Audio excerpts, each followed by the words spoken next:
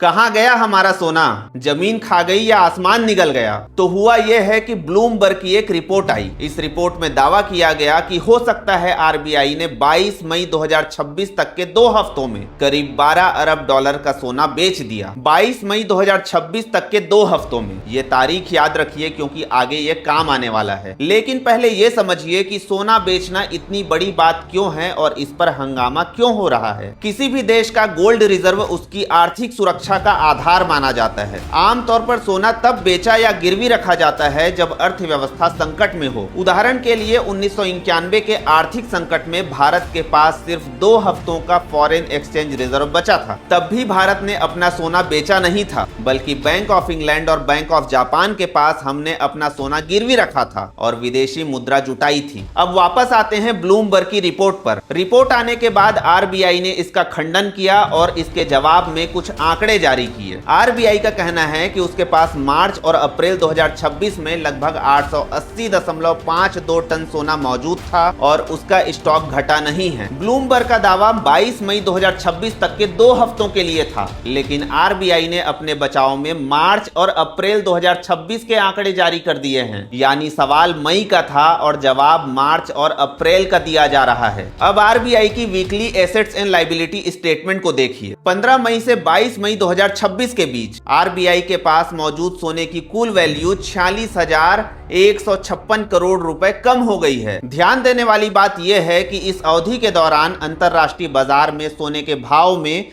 कोई बड़ी कमी नहीं आई थी। तो अब सवाल ये उठता है कि अगर आरबीआई ने सोना नहीं बेचा और सोने के भाव में भी कोई बड़ी कमी नहीं आई, तो सोने की कुल वैल्यू 46,156 करोड़ रुपए कैसे कम हो गई? आपको समझ आया हो तो बताइए।